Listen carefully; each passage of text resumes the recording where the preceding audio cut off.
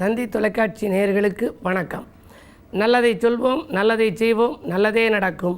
ஒரு வாழ்க்கையில் நல்லது நடக்க வேண்டும் என்று சொன்னால் நல்லதை சொல்ல வேண்டும், நல்லதை செய்ய வேண்டும். அந்த அடிப்படையில் இன்றைக்கு 9/4/2015 வியாழக்கிழமை கேட்டை நட்சத்திரம் இரவு 4:54 வரை, பிறகு மூலம் நட்சத்திரம். இன்றைக்கு திருமண பொருத்தத்தினுடைய தொடர்ச்சியாக உள்ளதை சொல்லப் போகின்றேன். பொதுவாகவே திருமணம் என்று சொன்னாலே முகூர்த்த கால் நாட்டுவார்கள். அந்த முகூர்த்த கால் நாட்டுகிற நேரம் நல்ல நேரமாக இருக்க வேண்டும். திருமணத்திற்கு 2-3 நாட்கள் முன்னதாகத்தான் அந்த போல முகூர்த்த கால் நாட்ட வேண்டும்.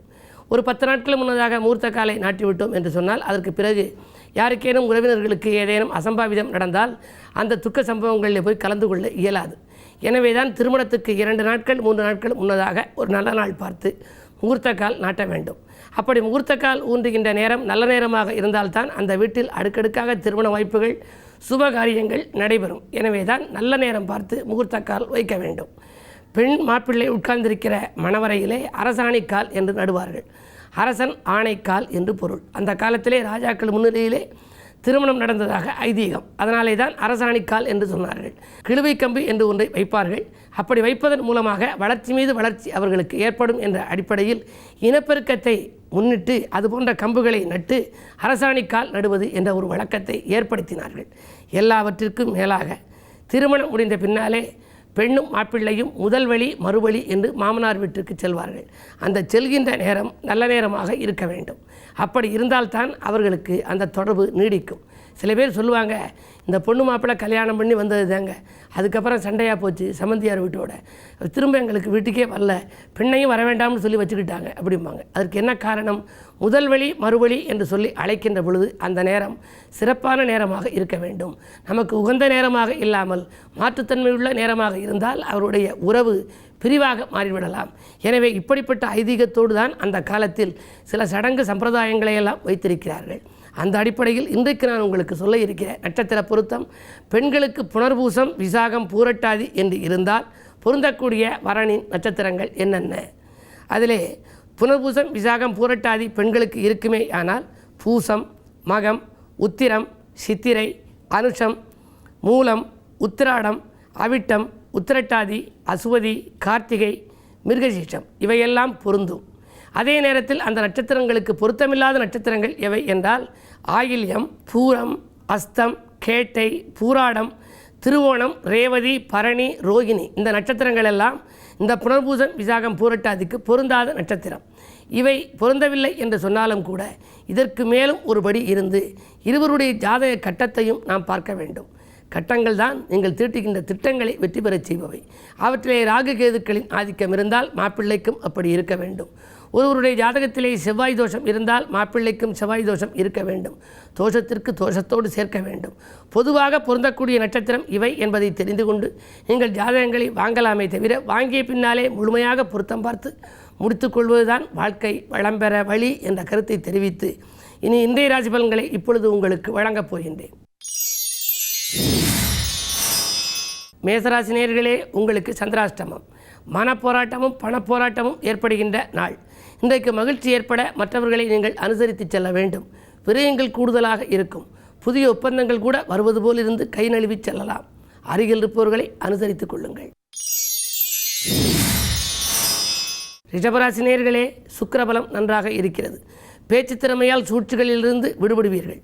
பெண் குழந்தைகளின் எதிர்கால நலன்கிறது எடுத்த முயற்சிகளில் வெற்றி கிடைக்கும். ஆடை ஆபரண சேர்க்கை உண்டு. முயற்சிகளுக்கு உகந்த நாள் இந்த நாள். மிதுனராசி நேயர்களே, சொல் யுத்தத்தை தவிர்த்து சுகம் காண வேண்டிய நாள். அருகில் இருப்பவர்களை கொஞ்சம் அனுசரித்து கொண்டால்தான் அமைதி கிடைக்கும். சுற்றுப்பயணத்திலே ஆர்வம் காட்டுவீர்கள். சுகங்களும் சந்தோஷங்களும் கூடும். ஆரோக்கிய பாதிப்பிலிருந்து விடுபட மாற்று மருத்துவத்தை மேற்கொள்ளுங்கள். கடகராசி நேயர்களே, துன்பங்கள் தூளாகும் நாள். தொகை வருவதில் கொஞ்சம் தாமதம் ஏற்பட்டாலும் கூட கடைசி நேரத்தில் வந்து கைகூடிவிடும். காரிய வெற்றி ஏற்படும். புதிய நண்பர்களை சேர்த்துக்கொண்டு பொருளாதார விருத்தியை பெருக்கிக் கொள்ள ஏற்பாடு செய்வீர்கள். வங்கி சேமிப்பு உயரும். வழக்குகளில் திசை திருப்பம் ஏற்படலாம். சிம்மராசி நேயர்களே, இன்பங்கள் இல்லம் வந்து சேரும் நாள். திடீர் பயணங்கள் உங்களுக்கு தித்திக்கவும் வைக்கும், திகைக்கவும் வைக்கும். சூரியனோடு கேது இணைந்திருக்கிறார். எனவே அரசியல்வாதிகளால் அல்லல்கள் உண்டு. அதே நேரத்தில் சுக்கிரபலம் நன்றாக இருப்பதால் தொழில் எதிர்பார்த்தபடியே உங்களுக்கு லாபங்கள் கிடைக்கலாம். மாலை நேரத்தில் வரும் பயணத்தால் மகிழ்ச்சியும் உண்டு, வரவும் உண்டு. கன்னிராசி நேயர்களே, ஜென்மராகு சப்தம கேது. எனவே அடிப்படை வசதிகளை பெருக்கிக் கொள்ள அதிக பிரயாசம் எடுக்கும் நாள். அதிகரித்த சேமிப்பில் கொஞ்சம் கரையத்தான் போகின்றது. பிள்ளைகள் நலங்கருதி ஒரு தொகையை செலவிடுவீர்கள். பிறருக்காகவும் ஒரு தொகையை செலவிடும் சூழ்நிலை உண்டு. எதிர்களின் பலம் மேலோங்கி இருக்கும் என்று எதையும் ஒரு முறைக்கு பல முறை யோசித்து செய்வதுதான் நல்லது. துலாம் ராசி நேயர்களே, உத்தியோகத்தில் உன்னத வாய்ப்பு ஏற்படுகின்ற நாள். உயர் பதவிகள் கிடைப்பதற்கான அறிகுறிகள் தென்படலாம். கூட இருப்பவர்களாலும் உங்களுக்கு அனுகூலங்கள் ஏற்படும். ஊர் மாற்ற சிந்தனைகளும் உருவாகலாம். ஆரோக்கிய தொல்லைகள் அகலும். வாங்கல் கொடுக்கல்களை எல்லாம் ஒழுங்கு செய்து கொள்வீர்கள். குடும்பத்தில் மகிழ்ச்சி கூடுகின்ற நாள் இந்த நாள். விருச்சிக ராசி நேயர்களே, சனி சந்திர யோகம் செயல்படும் என்று தக்க விதத்தில் பொருளாதார நிலை உயரும். தனவரவு திருப்திகரமாக இருக்கும். எதிர்பாராத விதத்தில் நண்பர்கள் இல்லம் தேடி வந்து உதவிக்கரம் நீட்டப் போகின்றார்கள். விஐபிக்களும் உங்களுக்கு உதவி செய்வார்கள். அது மட்டுமல்ல, வங்கிகளில் உங்களுக்கு சலுகைகள் கிடைக்கலாம். இந்த நாட்களாக எதிர்பார்த்த சலுகைகள் இன்று உங்களுக்கு வந்து சேர்ந்து பயன் கொடுக்கப் போகின்றது. இன்று உறவினர்கள் பகையும் அகலும். இந்த நாள் உங்களுக்கு ஒரு இனிய நாள்.